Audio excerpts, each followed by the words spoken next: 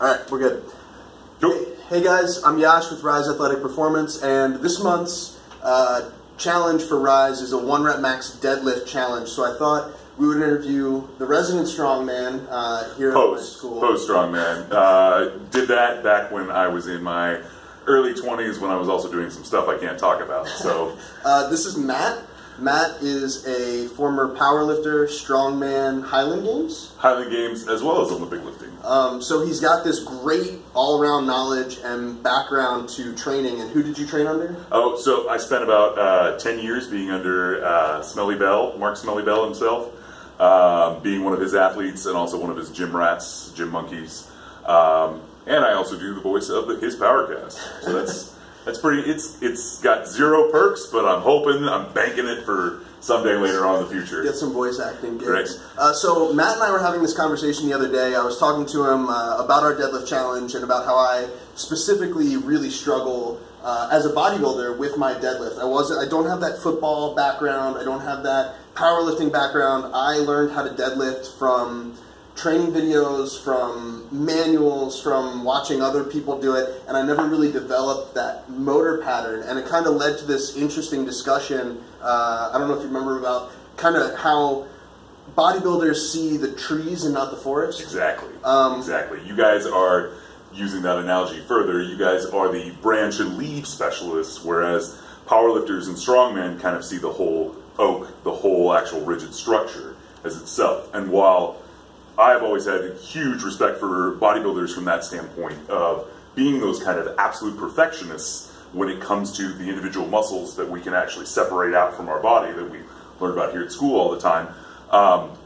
I'm all about, as well as a strongman or any other powerlifter, making that entire tree as strong and functional as possible. So that while bodybuilders seem to accentuate the bicep or the quad in one way, shape, or form, I'm much more focused on making sure I drive as much power through that whole system to actually elicit as much force as I can on the ground or on the bar to exact my will, basically, on it. And so this kind of leads to an interesting little breakdown that we were just talking about, how there's no real one form fits all. You know, you see in the manuals that person's got that perfect neutral spine, and their hips are way below their knees, and they're sitting in positions that I've just never felt comfortable pulling from. And you were talking about how being a bigger guy, it completely changes the dynamics of your deadlift. Absolutely. From being a bigger guy to being a smaller guy to being just what we would all consider is the cookie cutter build.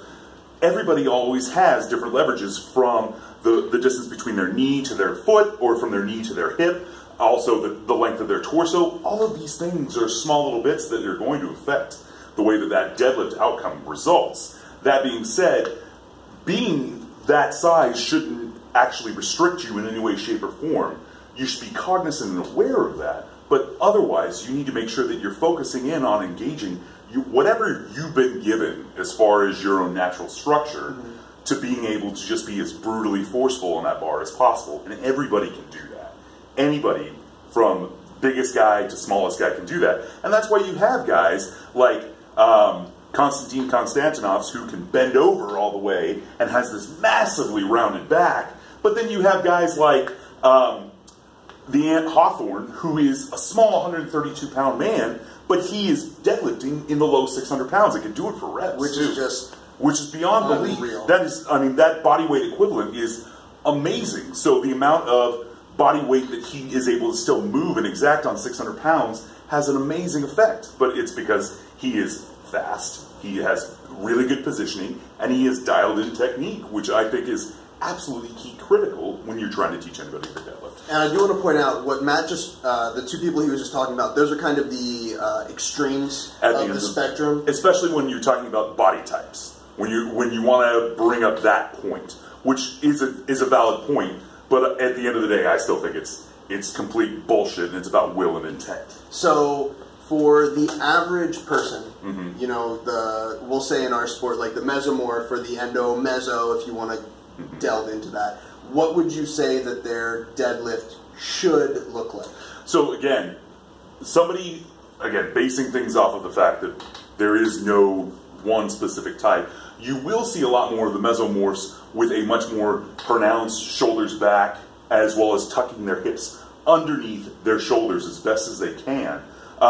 But again, you're gonna see some form, especially when you near maximal ends of the weight. Which we're doing a 1 rep max. Exactly. So it's not always going to look the It's not always going to look the prettiest, and you will see somewhat of the thoracic as well as cervical spine, as well as the lumbars, kind of anteriorly tilting and rounding. But again, you should always be striving to keep that trunk in a locked, fixed, and rigid position at all times, because otherwise, any sort of devotion towards that anteriorly is going to be lost poundages on the platform. Right, and that gets back to what you were saying a little bit ago about driving as much through the floor as possible. Exactly. When you're leaned over like that, your force is going to follow essentially where the weight wants to take you, where your body's trying to compensate to get that weight off the floor, and even though your body's compensating in that way, you're losing so much power. Correct. Pressing, really. Correct. And then at the end of the day, you're just chasing the bar, which is not what you want to be doing while you're in the gym when you're trying to max out your deadlift. You're exacting your force on this bar in one specific point at one specific time, but you're being as forceful as you can and as exact as you can. So we were also talking a little bit ago about picking some cues. Yes. Picking, I think you said 3 that are like your 3 big cues. So what would you say for the deadlift those 3 big cues are? So at least for me, when I'm thinking about the deadlift, anytime that I approach the bar, I'm always thinking about how hard, the first point of that is how hard I can maximally grab the bar.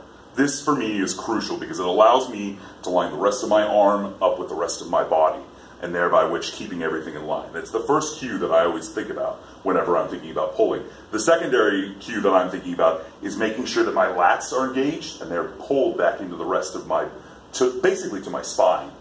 Because again, my spine wants to be as neutral as possible, right. And that's also my strongest point. And I think that's where a lot of the physique competitors that we see deadlift really fail. Yes. They do a lot of erector pulling, if you will, Absolutely. which essentially turns a deadlift into almost like a really heavily weighted hyperextension. Exactly. They don't get that lat squeeze. Exactly. It basically, for anybody from your discipline, they kind of turn things into a straight leg deadlift. Almost. At more times than not. And which is fine. It's a great exercise, but that's not how to maximally output enough pressure on the bar to actually find your total 1 rep max. And then the third thing that I always like to focus on is just how fast, once I've engaged my lats, how fast I'm blasting up off the floor. Speed and technique are everything for me, and this is the final part of my deadlift that I'm really focused in on for my 3 parts that I go for, is trying to be as ballistic as possible once I'm engaged and locked in, because at that point you have lined yourself up and you should just be like a catapult, releasing all of that stored tension, all of that potential energy into actual real world energy. And so that people kind of get an idea of, when we say you're a bigger guy, what is your current height and weight? My current height is about 6'1", and my current weight is 315 pounds. And I'm actually down for about 60 pounds from when we first met, which was about 360, 370.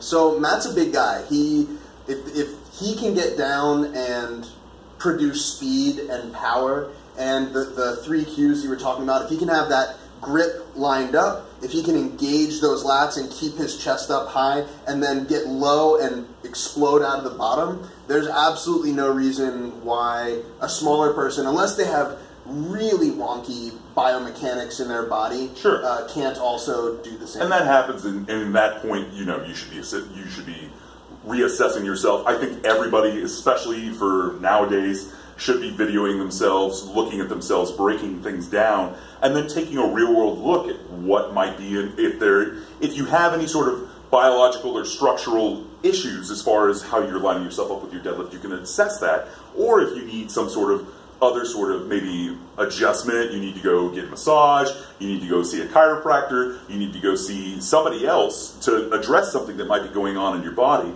that you actually see that. Because a lot of times, feeling the actual deadlift is one thing, being able to see yourself as a whole other thing. Just like we do all the time with any sort of running, any sort of jumping, any sort of athletic sports, it's constant analysis. But make sure that you don't overanalyze that, again, because a lot of the times you can get extra caught up in these things, and that's not needed. You want to make sure, a part of finding a 1 rep max is having fun, man. It's being as forceful as possible, and I'm the baddest man in the gym right now, and I'm going to make or woman. Yes, absolutely. Crazy strong women. What up, ladies? What up, ladies?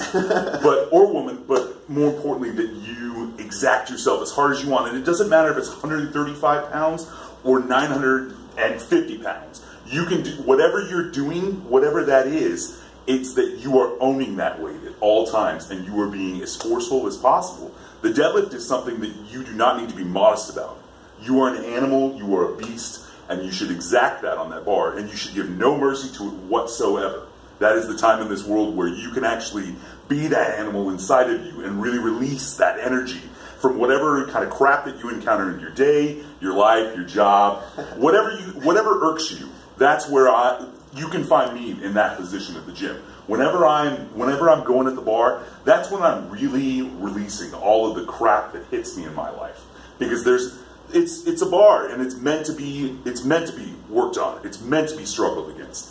But there's no reason why it shouldn't submit to me when I'm locked in and when I'm ready to go. And I know, as a matter of fact, because Lloyd and Chris and Brooke and Corey and Anne-Marie and everyone else down at the rack made a big deal that we have those Texas deadlift bars. Mm-hmm. So there's no reason not to get in there and really get after it on some weight. I think a couple months, maybe 6-7 months ago, there was videos of someone down there pulling 800 for reps. Nice. Yeah, some really strong guys down there. But I think that's a pretty good place to cut it off. So we're going to have kind of a part 2 of this where Matt's going to take me into the gym and we'll video me in my current deadlift form, and then video it as you're kind of cueing me, you know, here's where we need to be, here's what you should be doing. And again, this will be specifically for my deadlift, and to be able to take those trees, those itsy bitsy pieces that I can do a row and hit my lats, I can do a row and hit my rhomboids, I can do a row and hit my traps, but combining those together into one cohesive unit is where I struggle. So this will be a video for you guys showing how Matt can take my biomechanics, my body build, and combine all of it to have a better, more efficient, more powerful deadlift. Yep. All right. So Yoshe with Rise Athletic Performance. This is Matt. Thank you so much. Absolutely. Appreciate it. Let's hit the gym. Yep.